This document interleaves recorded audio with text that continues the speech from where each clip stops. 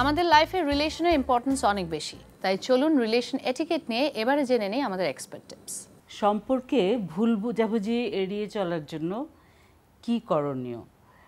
এখন যেটা হয়, যারা অল্প বয়সের তারা এক ধরনের মানে ভুল বোঝাবুঝি করার জন্য বসেই থাকে, যে কিছু মানে একটু মানে ছোট একটা কথাতেই হয়তো ভুল বোঝাবুঝি হয়ে যাচ্ছে। হয়তো বলল যে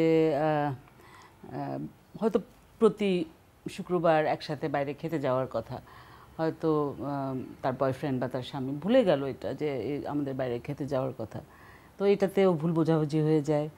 হয়তো ওয়াইফকে বা তার পার্টনারকে তার বন্ধুর সাথে আলাপ করিয়ে দিল না, সেটাতেও ভুল বোঝাবুঝি হয়ে যায়।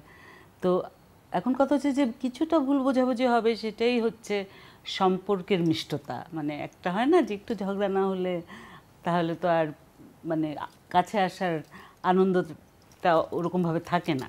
সো আমি বলবো যে একটু ভুল বোঝাবুঝি হবেই, সেটাকে একদম মানে সবসময় সেটা নিয়ে সতর্ক থাকাটা খুব জরুরি আমি মনে করি না। কিন্তু যেটা হয় কি, অনেক বেশি ভুল বোঝাবুঝির ব্যাপারটা এড়িয়ে চলার জন্য, যেমন একটা কোনো গ্রেভ ইস্যু আসলো সামনে, যে হয়তো ননদের বিয়ে নিয়ে কোনো কথাবার্তা বা নিজেদেরই বিয়ে নিয়ে কথাবার্তা, এরকমও তো হতে পারে। তখন হয়তো এমন একটা কথা বলল ছেলেটা বা মেয়েটা বলল যে আমার মতে যে যেটা একেবারেই হয়তো হবু শাশুড়ির মতের সাথে মিলছে না। তখন দেখা গেল যে ছেলেটা যদি তাৎক্ষণিক রিয়্যাক্ট করে তাহলে ঝগড়াটা অনেক বেশি হতে পারে। তাৎক্ষণিক রিয়্যাক্ট করলে ঝগড়াটা অনেক বেশি রকম হতে পারে। তো তাৎক্ষণিক রিয়াকশনটাকে যদি আমরা এড়িয়ে চলতে পারি, এই ধরনের মানে যেখানে মেজর একটা ডিস্টারবেন্স হতে পারে সেরকম একটা সিচুয়েশনে, তাহলে আমার মনে হয় ভুল বোঝাবুঝিটা মানে কনফ্লিক্টটা একটু কম হয়, মানে ঝগড়াঝাটিটা একটু কম হয়।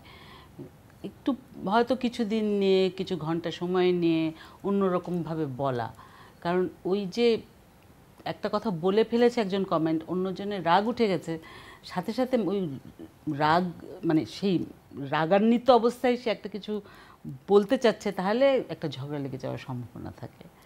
ভুল বোঝাবুঝি একটু হবেই, মানে অল্প বয়সে ভুল বোঝাবুঝি না হলে তো মানে জীবনের যেই মিষ্টতা সেটা আর থাকবে না।